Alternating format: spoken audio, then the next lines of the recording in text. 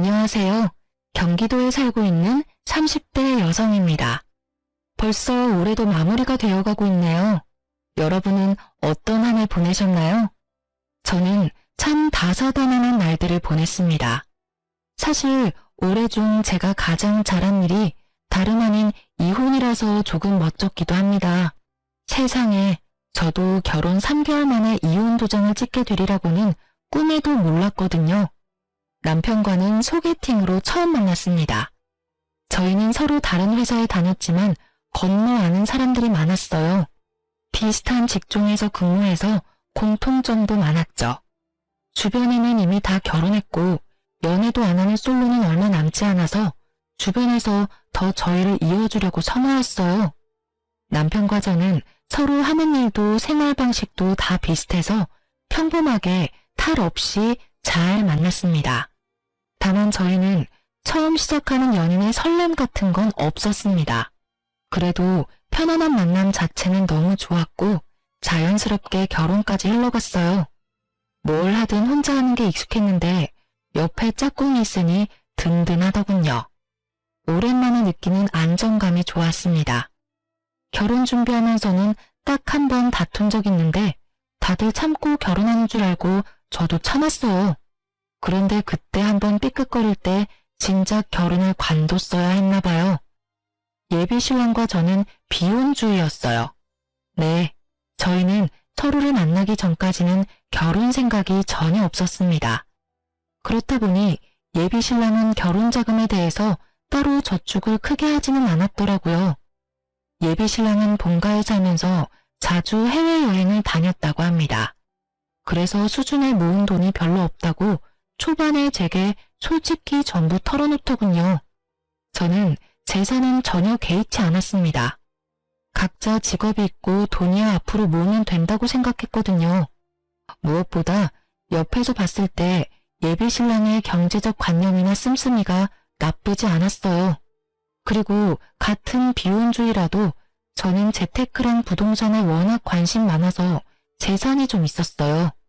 부부 중에 한 명이라도 제대로 자리 잡혀 있어도 저는 괜찮다는 주의였습니다. 그런데 차라리 이왕 하는 결혼 더 계산적으로 조금 더 따지고 할 걸 나중에 후회했습니다. 저기요, 만약 우리가 결혼한다면 아주 작은 원룸에서 시작해야 할지 몰라. 저번에 말했다시피 나 모은 돈이 많지 않거든. 원룸? 괜찮아. 신혼집은 내가 할 테니까 걱정하지 말고 혼수를 당신 쪽에서 해줘. 집을 자기가 마련한다고? 무슨 돈으로? 자기 저번에 대출도 있다고 하지 않았었나? 신혼집은 어떻게 마련하게? 그리고 아무리 그래도 집은 남자가 해야지. 좀 좁긴 하겠지만 내가 잘 구해볼게. 아니야. 시대가 어느 시대인데. 집 구하는 남자 여자 할 게 뭐가 있어. 그냥 집은 내가 하게 해줘. 나 지금 살고 있는 집 전세라서 돈 묶여있잖아. 그걸로 우리 신혼집 마련하면 돼. 그렇네. 와, 진짜 다행이다. 자기 덕분에 우리 신혼집은 해결이네. 전부 솔직하게 말해줘서 고마워. 나도 처음에는 모양 빠져서 돈 없다고 말하기 좀 부끄러웠어. 그런데 자기가 먼저 나한테 대출 있다고 솔직하게 오픈하는 모습 보고 나도 용기 낸 거야.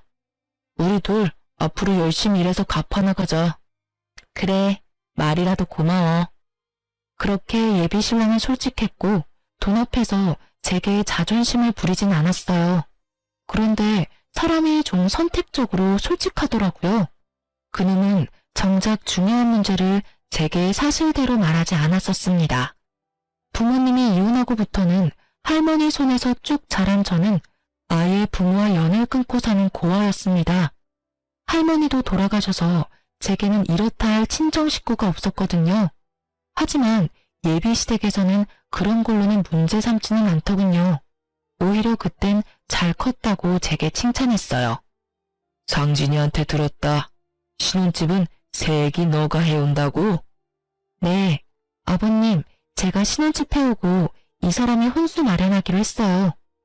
상진이 넌 아무리 그래도 그렇지. 여자한테 집을 해오게 만들면 어떡해? 사내 녀석이 모양 빠지게. 여보, 좋은 날 또 왜 그래요? 효정아, 너희 시아버지가 벌써부터 며느리를 얼마나 생각하는지 몰라. 글쎄, 집은 본인이 해주겠다고 이렇게나 상하란다. 어머님, 아버님, 저희 좋게 봐주세요. 결혼은 최대한 저의 능력으로 하고 싶어서요. 보셨죠, 아버지? 제가 그렇게 하자고 한 게 아니라 효정이가 그러겠다고 한 거예요. 효정이 정말 마음이 넓고 착하거든요. 그러게, 할머님께서 우리 며느리 참 예쁘고 바르게 잘 키워주셨구나. 살아계셨으면 감사 인사라도 드리는 건데. 그러고 보니 효정이가 마음이 참 쓸쓸하겠구나. 말씀만이라도 감사해요. 참 요즘 보기 드문 참한 며느리감이야. 세아가, 내 아들이 아직은 가진 게 별로 없지만 이제 결혼하면 마음 잡고 살 테니 걱정하지 마라. 너 고생시키며 살 놈은 절대 아니야. 그런데 말이야, 제사 이야기는 우리 상진이한테 들었지? 네? 아, 제사요? 1년에 서너 번 있다고 들었어요. 아니, 서너 번이라니? 어머, 서너 번은 무슨... 상진이 너 효정이한테 지금까지 말 안 했어? 내가 자기한테 서너 번이라 했었나? 아, 기억이 잘 나질 않네. 며느라기 잘 들어라. 난 다른 거 필요 없다. 우리 집은 1년에 자그마치 제사가 10번이야. 네가 이제부터 시어머니 옆에 붙어서 그것만 잘 배우고 도우면 된다. 그럼 더 바랄 것도 없어. 1년에 10번이요? 그는 분명 제게 제사가 서너 번 있다고 말했었는데 알고 보니 10번이 넘더군요. 서너 번은 어떻게 잘 넘길 수 있다지만요. 맞벌이 하면서 10번씩이나 제사에 제가 참여해야 한다는 사실에 처음엔 머리가 어질했습니다. 당신 왜 제일 중요한 말을 숨겼어? 내가 뭘? 제사 말이야. 1년에 10번은 넘게 하는데 10번 정도는 꼭 내가 도와줘야 한다잖아. 숨기다니 정확하게 말 못해준 것 뿐이지. 숨긴 건 아니야. 그리고 며느리로서 시댁 제사 참여하는 건 당연한 거지. 뭐? 이렇게 중요한 건 나한테 미리 말해줬어야지. 미리 말해줬으면 뭐 결혼 안 한다고 프로포즈 거절이라도 하게. 뭐? 지금 그런 말이 아니잖아. 제사 지내는 거 미디어에서 별일인 양 떠들어대는데 사실 진짜 별거 아니야. 다 같이 준비하는데 힘들 게 뭐 있어? 자기 좀 의외다. 거짓말은 못하는 사람인 줄 알았는데 모든 부분에서 솔직한 건 아니구나. 뭐? 너 은근히 기분 나쁘게 얘기한다. 너야말로 섭섭하게 왜 자꾸 나를 나쁜 사람인 것처럼 말해. 제사가 그렇게 하기 싫어? 설마 너 신혼집 네가 해온다고 제사도 못하겠다 이런 마인드인 거니? 여기서 신혼집 이야기가 왜 나와? 아, 그렇잖아. 신혼집 내가 했어도 네가 이런 식으로 나한테 갑질했을까? 자격지심인 건지 갑질이라는 표현을 쓰면서까지 예비 신랑이 매우 씩씩거리더군요. 여러분이 보기에도 집 해오는 조건으로 제가 갑질하는 걸로 보이시나요? 방귀 낀 놈이 성낸다고 저는 너무 어이가 없었습니다. 분명 자기 집 제사 서너 번이고 서로 바깥일하니 신경도 안 써도 된다고 말한 건 본인이었거든요. 갑질이라니 무슨 말도 안 되는 소릴. 당신이 나보고 제사는 신경도 쓰지 말라며. 집을 내가 해오는 것 떠나서 솔직히 말해서 제사 매번은 못 도와드려. 내가 집을 안 해왔어도 내 입장은 똑같아. 우리 각자 얼마나 힘들게 일하는지는 당신이 제일 투명하게 잘 알잖아. 직장 생활하면서 1년 제사 다 챙기기 어려워. 그러니까 당신이 어머님 아버님께 미리 내 입장 제대로 말씀드려. 난 지금 제사도 제사지만 당신이 당연하다는 식으로 구는 게 제일 이해 안 가고 기분 나빠. 처음부터 서너 번이라고 속이지나 말던가. 저는 다른 건 다 참아도 제게 거짓말하는 건 정말 못 참겠더라고요. 예전에 남자친구들과 헤어졌던 이유도 다 거짓말 때문이었거든요. 그런데 예비 신랑이 결혼할 때쯤 그들과 비슷한 모습 보이더라고요. 저는 순간 지금 내가 잘못된 선택을 한 건가 싶었어요. 그 아차하는 순간 멈췄어야 했는데 저는 그만 시부의 설득에 넘어가고 말았습니다. 결혼 앞둔 예비 신부가 싸우고 연락 두절이니 예비 신랑도 애탔겠죠. 시부에게 SOS라도 쳤는지 완전 고지식해 보였던 시부는 엄청 다정하게 저를 다독이더군요. 세아가, 네가 얼마나 놀랐으면 상진이한테 연락도 안 하고 숨어버렸니? 저번에 말했듯이 내게 제사는 참 중요해.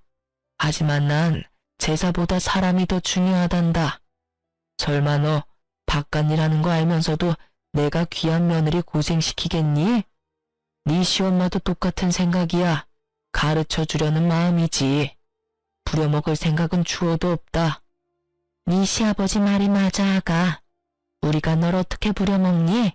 게다가 너 할머님 돌아가시고 제사도 한번 지내본 적 없을 거 아니니? 하나뿐인 핏줄인데 너도 분명 나중에 할머님 제사 챙기고 싶을 거야. 나한테 미리 배운다고 생각하렴. 시부는 제사가 너무 많아서 깜짝 놀랐을 제 마음을 다 안다며 아들놈 혼내주겠다고 저를 편들어줬어요.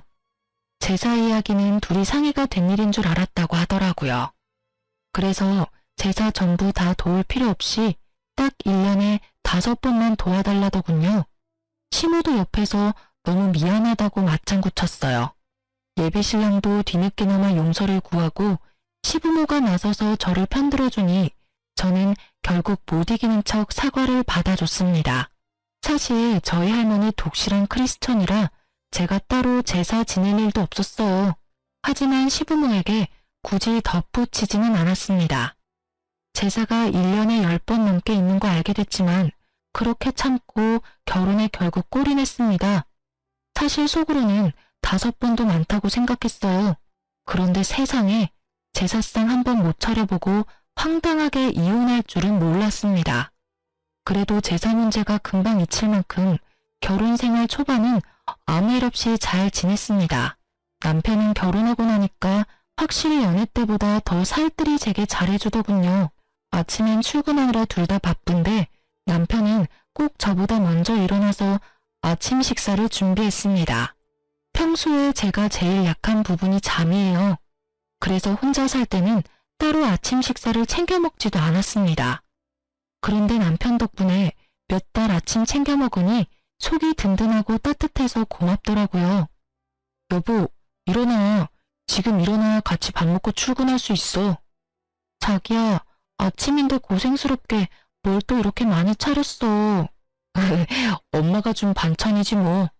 내가 한 건 계란 후라이 뿐이야. 맛있게 먹어. 오늘도 화이팅 하자. 응, 고마워. 나도 자기처럼 아침에 일찍 일어나고 싶은데 쉽게 눈이 안 떠져. 자기 원래 아침잠 많잖아. 괜찮아. 아침은 나한테 맡겨. 그때까지만 해도 저는 남편이 차려주는 아침이 그의 사랑이 담긴 배려라고 생각했어요. 저녁은 항상 남편보다 더 일찍 퇴근하는 저 혼자 준비하니까 아침이라도 신경 써서 차려주나 싶었죠. 그런데 그 아침밥은 남편이 미리 세운 계획 중 일부였더군요. 신혼 초 사랑 담긴 순수한 아침밥이 아니라 그건 일종의 뇌물 같은 거였나 봐요. 남편은 점점 숨겨둔 본색을 드러냈습니다. 자기야, 우리 이제 슬슬 통장 합칠까? 어차피 우리 월급도 비슷하게 벌고 네 통장 내 통장 할 거 없이 재산을 슬슬 합쳐야지. 생활비 입금하는 것도 몇 번 하다 보니 별로야. 귀찮게 일일이 다 계산해야 하잖아. 난 은근히 숨 막혀서 이런 건 딱 질색이야. 결혼한 지 얼마 되지 않아서 생활비 어디서 어떻게 쓰일지 잘 모르잖아요. 그래서 달마다 쓴 총 금액을 계산해서 각자 반씩 부담하고 있었습니다. 그렇게 1년 동안 생활 방식을 보고 적정 금액 정해서 생활비 각출하기로 했는데 남편은 갑자기 통장을 합치자더군요. 어차피 계산도 제가 다 하는데 귀찮다면서요. 게다가 저희는 월급이 비슷하지도 않았어요. 남편 월급은 300만 원 언저리고 제 월급은 400만 원이 훌쩍 넘었죠. 비슷한 직종이니까 버는 돈이 너무 차이가 나면 상대방이 민망할까봐 결혼 전에는 제가 비슷하다고 말했었어요. 응? 난 지금도 괜찮은데? 1년 동안은 이렇게 하기로 했잖아. 에이, 그러지 말고 합치자. 당신은 저녁 장 보고 나는 아침 장 보고 그런 것도 더해서 반 나누는 거 솔직히 좀 그래. 그래? 당신이 아침 장을 따로 본 적이 있어? 거의 냉장고에 내가 봐둔 재료 쓰는 줄 알았는데. 그런데 난 결혼했다고 바로 통장 합치는 건 싫어. 합치더라도 몇 년 있다가 합치는 게 낫지 않아? 소비 패턴이 다르고 아직은 한 달에 개인적으로 쓰는 돈이 다르잖아. 아, 일단 당신 뜻이 그렇다면 알겠어. 근데 그렇게 말하니까 좀 서운하다. 응? 난 같이 잘 살아보고 싶어서 말한 건데 당신은 좀 선 긋는 것 같아서 서운해. 선 긋는 게 아니라 됐다. 그만 얘기하자. 저는 제가 당장 달에 개인적으로 쓰는 돈이 많아서 그렇게 말한 건데 남편은 제가 선을 긋는다고 서운해하더군요. 삐진 남편은 제게 한동안 툴툴거렸습니다. 그래서 저는 좀 더 꼼꼼하게 생활비를 제외하고 각자 한 달에 쓰는 돈들에 대해서 남편과 다시 의논해야겠다고 생각했어요. 각 잡고 이야기하는 것보다 자연스럽게 아침 식사를 같이 준비하면서 얘기를 꺼내는 건 어떨까 싶어 저는 평소보다 일찍 일어났어요. 참 그날따라 눈이 번쩍 떠지더군요. 아침부터 주방에서 사부작거리는 소리가 들려서 곧바로 주방으로 갔습니다. 그런데 생각하지도 못한 남편의 충격적인 대화에 온몸이 굳어버렸습니다. 아, 엄마, 내가 언제까지 이 짓을 해야 해? 나도 아침에 더 자고 싶다고. 아니, 아버지는 왜 이런 걸 시켜서 진짜 별 효과도 없어. 지가 공주야? 보니까 내가 아침 차려주는 걸 당연하게 생각하는 눈치야. 엄마 지금 통장 합치자는 소리에도 저렇게 딱 잘라서 냉정하게 구는데 내가 엄마 아빠 용돈 드리자고 하면 쟤 아주 난리 날 것 같아. 내가 왜 자꾸 눈치를 보면서 살아야 해? 엄마, 두고 봐. 아들이 어떻게든 통장 합칠 테니까.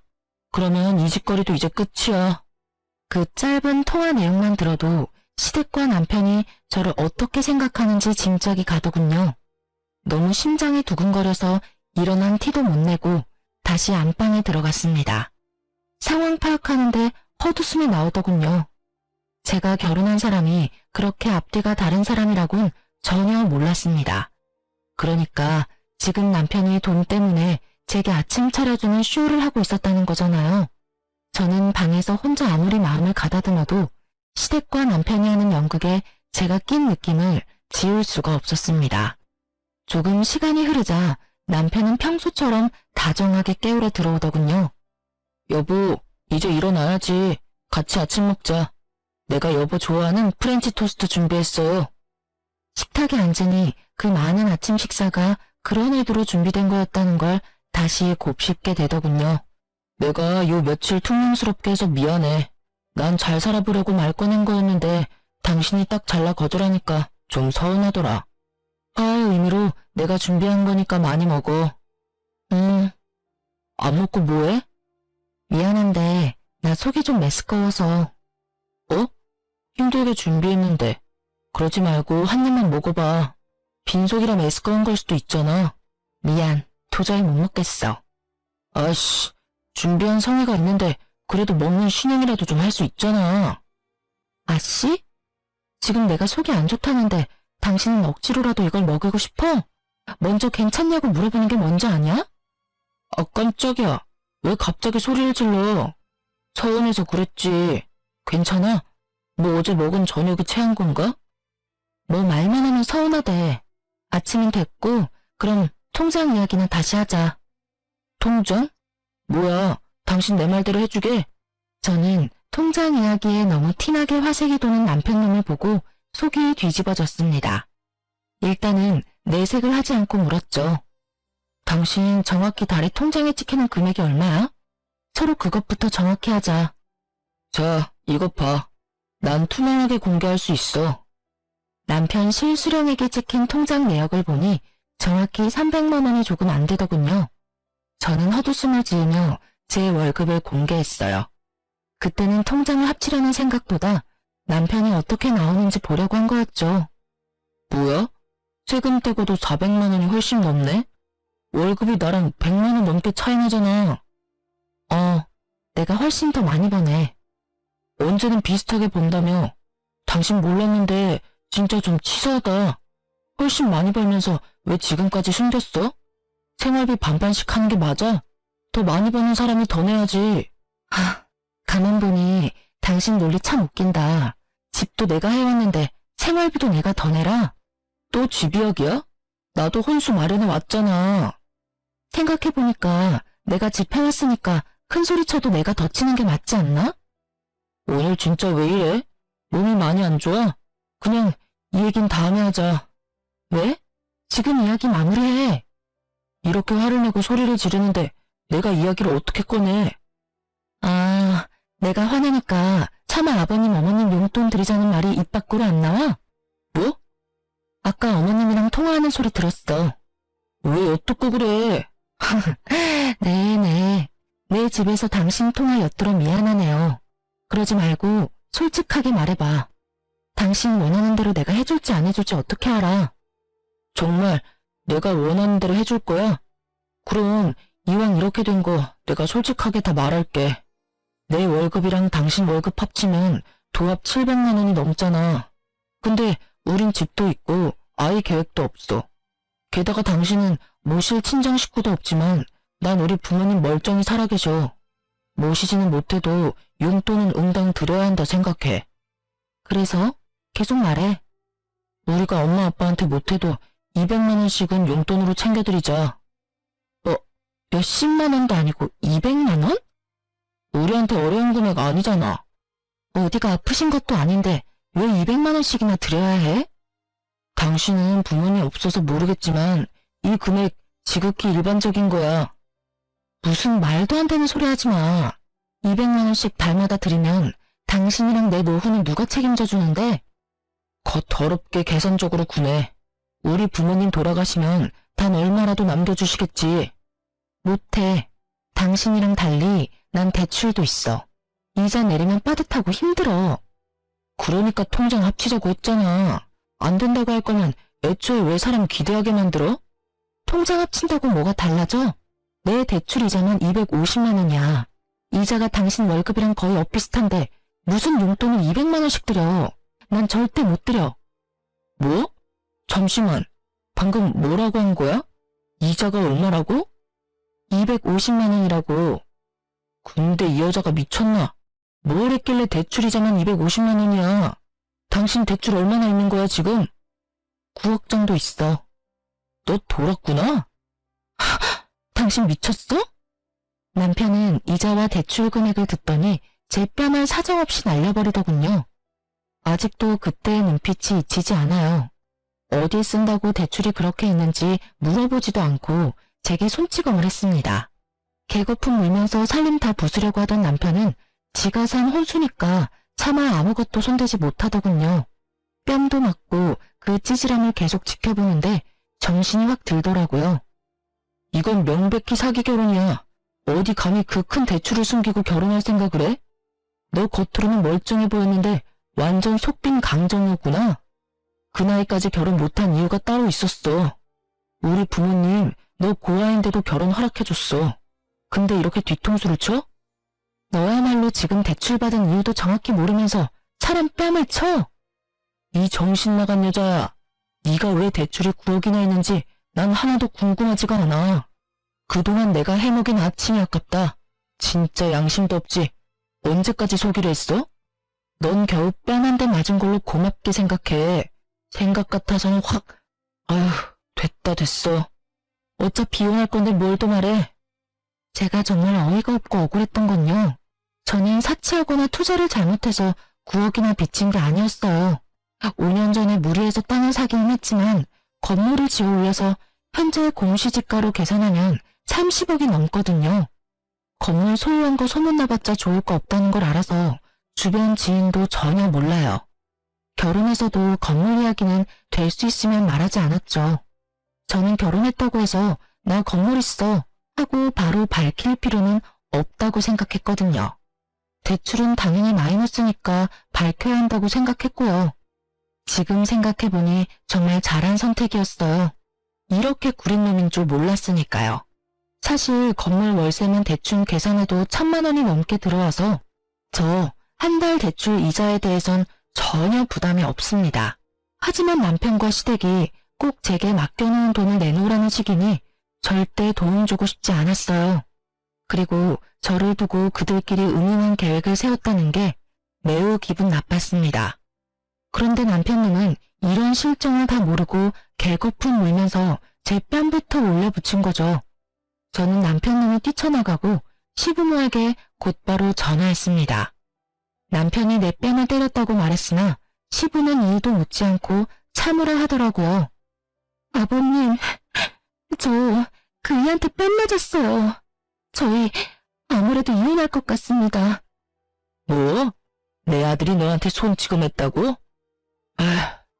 뭐 그럴 만한 이유가 있었겠지. 근데 뺨 한 번 맞은 게 뭐 대수냐? 내가 살아있는 한 내 아들 이혼남 되는 거 난 죽어도 못 본다. 아가, 네가 한 번만 참아라. 남자들 손버릇은 안 사람의 행동을 어떻게 하냐에 따라서 달라진다. 그동안 내 아들이 너 아침 해먹이고 살들이 챙긴 걸로 난 알고 있는데 갑자기 뺨 때렸으면 이유는 너한테 있겠지. 네? 정말 너무하시네요. 뺨 맞은 이유가 저한테 있는지 아버님이 어떻게 아세요? 그리고 아무리 잘못했더라도 폭력 쓰는 게 맞는 일인가요? 일단 내가 상진이랑 이야기 나눠볼 테니 며느리 너는 그냥 조용히 있어라. 세상 천지 핏줄 없는 네가 옆에 남편이라도 있어야지. 이건 내 아들을 위한 일이기도 하지만 다 너를 위한 일이기도 하다. 그러니 매정하다 생각하지 마라. 끊는다. 그래도 며느리라고 다정하게 대해준 시부를 조금은 믿었습니다. 하지만 그 아들의 그 아버지라고 둘 다 어리석기는 하더라고요. 시부는 자기 아들 이혼남 만들 수는 없다면서 제게 역정을 냈습니다. 역시 팔은 안으로 굽는다는 걸 그 기회로 제대로 알게 됐습니다. 시부모와 남편 자기들끼리 가족이고 저는 그들에게 이방인이었을 뿐이었죠. 그렇게 집 나간 남편놈은 하루 만에 제게 이혼 서류를 내밀더라고요. 소송으로 가면 번잡하니까 합의 이혼으로 마무리 지어. 도장 찍어. 합의 이혼? 그래, 바라던 바네. 순순히 이혼해준다니까 더 놀랍다. 너 9억 대출 있는 거 설마 이혼하고 나서 나한테 조금이라도 책임 넘기려는 건 아니지? 뭐? 혹시나 해서 이혼한 친구님한테 내가 물어봤어. 잘못하면 내가 네 빚까지 갚아야 할 수도 있다더라. 그러니까 네 재산 한 푼도 나한테 넘어오지 않도록 재산 분할 포기각 썼어. 내가 이런 것도 안 알아봤을까봐? 남편님은 자기 복 자기가 찬 줄도 모르고 제게 각서까지 쓰게 하더군요. 하마터면 저도 놓칠 뻔한 부분이었는데 오히려 정말 고마웠습니다. 하나는 알고 열은 모르니 남편의 그 멍청함에 많이 웃기는 했어요. 일반적으로 대출도 재산이 꽤 있는 사람이 받는 거잖아요. 제가 그만큼의 대출을 어떻게 받았고 또 어디에 썼는지 끝까지 물어보지 않더라고요. 그래, 너 잘났다. 근데 너 나랑 이혼하면 나중에 후회할걸? 후회는 무슨? 너 지금 우리 아빠 믿고 그러는 거냐? 내 걱정하지 마. 아버지 너 대출 9억이나 있는 거 알고 완전 개거품 무셨어. 여기까지 같이 온다는 거 내가 겨우겨우 말려서 너 오늘 목숨 건진 거라고. 이제 진짜 끝이니까 구질구질하게 붙잡지 마라. 깔끔하게 합의 이혼하면 돼. 그래? 근데 깔끔하지 않은데? 뭐? 저는 깔끔하게 이혼해주려고 냉장고에서 대파 한 단을 꺼내 그놈 뺨을 두들겨 팼습니다. 어이! 이게 무슨 짓이야? 너도 그때 야무지게 내 뺨 날렸잖아. 나도 깔끔하게 이혼하려면 내가 받은 건 돌려줘야지. 왜? 합의 이혼 말고 그냥 소송으로 가고 싶어? 내가 똥이 무서워서 피하냐? 됐다. 더러워서 피하고 말지. 그 대화를 끝으로 저는 한 달여 만에 그 머저리랑 이혼했습니다. 그놈이 원하는 대로 각서도 써줬어요. 서로가 원하는 이혼이었기에 이혼 조정 기간도 무리 없이 끝났고 이혼은 확정됐습니다. 결혼하기까지는 정말 시간 걸리던데 이혼은 마음먹으니 엄청 쉽더라고요. 드디어 등본에 전 남편 이름이 삭제되어 저는 혼자 파티를 열었답니다. 다행히 이혼 과정 중에 저희 시부모랑도 제가 마주할 일은 없었습니다. 혹시라도 제가 금전적으로 들러붙을까봐 이혼까지 연락 한 통 없었던 것 같아요. 오히려 감사했죠. 그 사람들이 저한테 들러붙을까봐 저도 조마조마했거든요. 저는 바로 신혼집은 세놓고 제 건물 근처 오피스텔로 이사했습니다. 주말에는 왔다 갔다 하며 건물 한번 보고 항상 1층 분식집에서 점심을 간단히 해결했어요. 그런데 진짜 세상에 소름 돋게도 이혼하고 일주일 뒤 제 건물에서 시부랑 딱 마주쳤습니다. 저도 그렇게 마주칠 거라고는 상상도 못했어요. 제가 기존 건물 청소 용역 업체의 계약이 다 끝나서 고심해서 새로운 업체를 구했거든요. 첫날이라 업체 사람들이랑 얼굴도 틀 겸 분식집에서 먼저 밥을 먹고 있었어요. 그런데 하필 그 청소업체에 시부가 속해 있었어요. 김밥 하나 입에 넣자마자 청소하는 시부랑 눈이 딱 마주쳤습니다. 저는 굳이 마주하고 싶지 않아서 못 본 척 고개를 돌렸어요. 모자를 쓰고 있어서 못 알아볼 줄 알았는데 저의 전 시부는 기어코 분식집 안까지 들어와서 저에게 다짜고짜 따지더라고요. 사장님, 앞으로 여기 이 여자한테는 음식 팔지 마쇼. 음식이 아까워. 이 여자가 어떤 여자인 줄 알아요? 내 아들 이웃남 만든 아주 못된 물건이야. 대출 있는 것도 속이고 내 아들이랑 우리 집 말아먹으려고 한 거지라고. 거지를 식당에 들이면 되나? 어이구, 영혼까지 끌어서 대출받아서 도대체 어디에다가 썼냐? 순순히 집 해온다고 했을 때 내가 의심했어야 하는데. 밥 먹고 있는 거 안 보여요, 아저씨? 뭐? 아저씨? 아, 할아버지인가? 좋은 말로 할 때 그냥 곱게 지나가세요. 당신 아들이랑 깔끔하게 이혼도 했는데 왜 이제 와서 제 속사정을 궁금해하세요? 아이고, 이제 눈에 뵈는 게 없는 모양이다 니가. 야, 넌 대출이자 내느라 허리띠 졸라매서 라면이랑 김밥밖에 먹을 게 없지? 네 팔자가 딱 이딴 분식 따위나 처먹을 팔자야. 직업 있고 월급 잘 받으면 뭐해? 빚이 한가득한데. 넌 평생 빚 갚다가 죽을 거다 이거사. 온갖 막말을 퍼부으며 난동 부리는 전시부에 분식집 사장님이 놀라서 뛰쳐나오더군요. 아니, 누구신데 우리 손님한테 그러세요? 나 여기 건물 청소 용역업체 일하는 땡땡땡이요. 앞으로 자주 보겠네요. 장사 망하기 싫음 손님도 가려가면서 받아요. 그리고 이 여자 먹고 계산 안 하고 그냥 도망갈지도 모르니까 잘 주시하고요. 지금 남의 영업장에서 소란 피우는 게 누군데? 남의 집 귀한 딸한테 뭐라는 거야, 이 영감탱이가. 효정씨, 건물 청소 용역업체 바꿨다더니 웬 정신나간 할아버지가 왔어요? 효정씨 아는 사람이에요? 워낙 분식집 사장님이랑 친하게 지내서 아주머니가 더 큰 소리로 울음장을 놓자 전 시부는 당황해하더군요. 참나, 아줌마가 이 여자 엄마라도 돼요? 엄마 딸 관계는 아니지만 이분이 보기 드문 착한 건물주네요. 월세도 시세보다 낮게 받으시고 얼마나 좋은 사람인데 당신이 뭐라고 이렇게 막말을 퍼부어대? 그것도 밥 먹고 있는 사람한테. 밥 먹을 때는 개도 안 건드려. 뭐라고요? 이분이 당신 업체 고용한 이 건물 건물주잖아요. 아저씨 겉도 모르고 막말 퍼부었어요? 당신이 말하는 지금 영끌러인가 뭔가 영혼 끌어서 대출받는 요즘 젊은이가 아니라 오래전에 이미 자수성가해서 이렇게 비싼 건물 소유한 멋진 신여성이라고요. 아가, 이게 다 사실이냐? 아가라뇨. 소름 돋으니까 그렇게 부르지 마세요. 그럼 뭐 대출 구하기 은행에 찾아가서 해달라고 하면 그냥 쉽게 빌려주는 줄 알았어요? 하긴 그쪽이 그만한 재산도 없으니 대출 1,000만 원이라도 쉽게 받을 수 있었겠어요? 그런 상황이 없으니 알 리가 있나? 그러니까 당신 아들 포함해서 온 집안이 경제적으로 무지하지. 너 왜 우리한테 건물 있는 거 숨겼냐? 세상에 이런 게 어딨냐? 감히 건물 있는 거 숨기고 재산 한 푼 안 주고 이혼을 해? 네가 건물 있는 거 알았으면 우리 아들이 너랑 이혼할 필요도 없었지. 그럼 내가 여기서 이러고 건물 청소나 하러 다닐 필요도 없고. 하여튼 부전자전이라더니 반응 똑같은 거 웃겨 죽겠네요. 아저씨, 결혼 전에 취득한 재산에는 분할 대상이 아니에요. 그리고 아들이나 아빠나 왜 생판 남의 재산을 탐내냐고요. 심지어 지금은 이혼해서 아주 남이에요.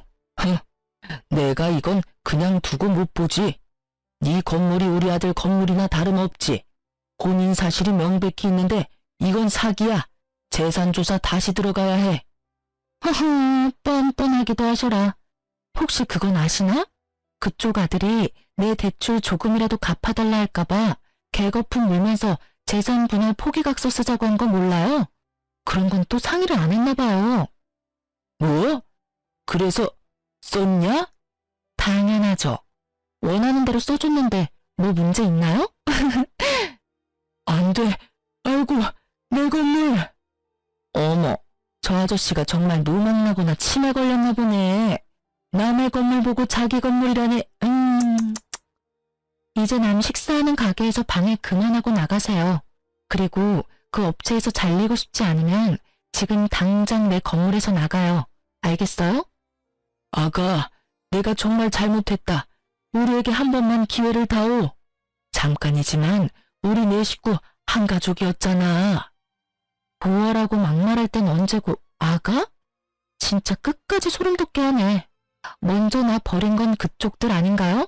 버려놓고 무슨 가족이래? 너 그렇게 살면 벌 받아. 내가 왜 벌을 받아요? 좋은 게 좋은 거라고. 가진 게 많으면 세상에 베풀면서 살아야지. 내가 내 돈을 어떻게 하든 그쪽이 뭔 상관이야. 당신네한테 줄 돈 한 푼도 없으니까 꺼지세요. 그 사람이 벌 받는다는 소리만 안 했어도 그쯤 했을 텐데 저도 사람인지라 그 말 한마디에 이성의 끈이 딱 끊어지더군요. 전시부는 분식집 사장님이 소금을 뿌리니까 그쯤 하고 사라지더군요. 저는 바로 용역업체 사장한테 전화해서 전시부 이름 대고 그 사람 때문에 계약 파기하고 싶다며 제 입장을 전했습니다. 업체에서는 사과와 함께 계약한 기간은 채우고 싶다 했지만 저는 필요 없다고 했습니다. 한 달치 용역비는 날렸지만 더 이상 전시부와 마주칠 일 따위는 없어서 마음만은 홀가분했습니다. 그 뒤로 뭐 전시모까지 전화가 왔어요. 이혼 후 굳이 번호 안 바꿨었는데 그 일 있고 나서 바꿨습니다. 저를 붙잡고 애원하고 뭐 비슷했죠. 효정아, 난 정말 너희가 이혼하는 게 싫었단다. 하지만 내가 무슨 힘이 있었겠니? 그저 아들과 남편이 하라는 대로 잠잡고 있었지. 하지만 내 아들 아직도 여전히 너 많이 그리워해. 후회도 하고 있고 반성도 하고 있단다. 그러니까요, 아줌마. 저는 돌아갈 일 없고 우리는 모두 이제 남남이고 제발 전화 좀 그만하세요. 그렇게 이혼 안 했어도 난 이혼했을 거거든요. 내가 왜 시부모한테 200만 원씩 용돈을 줘요? 아니 그건 말이다. 아들한테 효도 바라시고 남한테 효도 바라지 마세요. 끊습니다. 제가 해결해야 할 문제는 물론 그것뿐만 아니었죠. 전 남편 놈이랑 저랑 겹치는 지인이 많다고 했었잖아요. 이혼하고 한참 동안 저 빚쟁이라고 주변에 소문을 엄청 더럽게 냈더라고요. 다들 쉬쉬했는데 결국 제 귀에 들어왔어요. 그 덕에 저는 어쩔 수 없이 주변 사람들한테 건물주라는 걸 오픈했습니다. 다들 그럼 그렇지 하고 저를 두둔했고 전 남편이 한심하고 어리석었다 욕하더군요. 전 남편도 제가 건물주라는 걸 시부모와 주변 사람들에게 뒤늦게 전해 듣고 술 먹고 저를 한번 붙잡으러 오긴 했습니다. 여보, 법적으로는 아니지만 아직도 여전히 당신은 나한테 여보야. 내가 얼마나 널 아끼고 사랑해줬니? 근데 넌 왜 그렇게 쉽게 져버려? 내가 아무것도 모르고 이혼하자면 당신이 말려주지 그랬어. 내가 너무 애송이었어. 대출도 자산이라는 거 몰랐어. 효정아, 나 한 번만 봐주라, 응? 엄마 아버지 다 버리고 오라면 그렇게 할게. 난 당신만 있으면 돼. 미친 소리하고 앉아있네. 야, 꼴에 자존심 있어서 맨정신으로는 못 매달리겠지? 술 냄새 풀풀 풍기면서 바지가랑이 붙잡고 늘어지면 내가 받아줄 거라 생각했어? 이건 또 누구 머리에서 나온 생각이니? 너희 엄마? 아니면 아빠? 너희 가족 이런 계획 잘 짜잖아. 아우 소름 돋아. 이혼해줘서 다시 한번 정말 고맙다. 비꼬지 말고 내 진심 좀 알아주라. 진심? 그럼 내가 마지막으로 기회 줘볼게. 너 9억 있어? 내 대출 네가 다 갚아주면 네 진심 생각은 해볼게. 뭐? 내가 9억이 어딨어. 당장 9천만 원도 없는데. 그러니까 이 거지야. 그 나이 먹고 땡전 한 푼 없는 너랑 결혼해줬으면 감사합니다 했어야지. 먼저 내 뺨 올려붙인 게 누군데. 그리고 너, 내가 모를 줄 알았어? 사람들한테 내 이미지 바닥으로 추락시켜놓고 이렇게 매달리는 거 양심 안 찔려? 추악하다 정말. 추잡스러워 정말. 그게 할 말 없지? 너 한 번만 더 나 찾아오면 너의 집이랑 너 더 더럽게 동네방네 소문내줄 테니까 그렇게 하라. 얼굴 들고 살고 싶으면 똑바로 살라고. 전 남편은 제 바지가랑이를 잡고 늘어지다가 제가 악에 받친 모습을 보고 놀라서 도망가더군요. 저도 더 독하게 굴어야 더 이상 제게 들러붙지 않는다는 걸 깨달았어요. 그리고 곧바로 접근 금지 신청도 했습니다. 혹시 몰라서 전 남편이 제 재산을 노리고 스토킹한다고 경찰에 신고도 당연히 했습니다. 그렇게 다 조치를 취하자 더 이상 그놈과 그 식구들은 제 앞에 모습을 나타내지 않았어요. 그렇게 겨우 질긴 인연 끊어냈습니다. 주변에 안 좋게 났던 제 소문들도 잠잠해지고 역으로 전 남편의 평판이 안 좋아지더군요. 다 자업자득이라 생각합니다. 시부는 그 청소 용역업체에서 바로 잘렸다고 합니다. 남한테 눈물나게 했으니 본인도 피눈물 흘리셔야죠. 여러분, 만약 제게 그렇다 할 가족이 있었으면 그 인간들이 제게 함부로 안 했을까요? 만일 제가 대출이 없었다면, 그리고 건물이 있다는 걸 미리 알게 되었다면 생활비 200만 원이 아니라 저희 건물 월세를 자기들 달라고 할 게 분명해 보였어요. 전 시부모는 애 안 낳아도 상관없다더니 본인들 부양하기를 바랬던 거예요. 전 남편 역시 대리 효도를 바랬고요.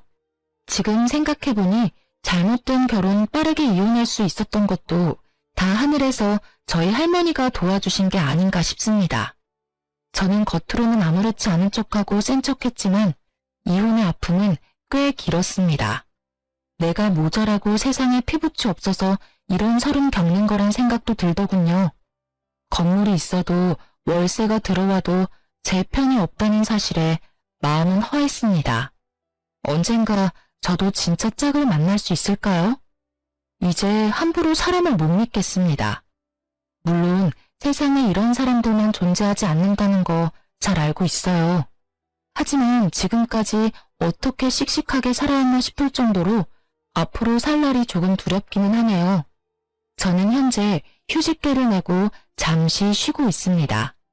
몸 건강도 마음 건강도 회복해서 얼른 밝은 모습 되찾으려고요. 여러분께서 응원해 주신다면 그 힘 감사히 받겠습니다. 그럼 지금까지 제 긴 사연 함께 들어주셔서 정말 감사합니다.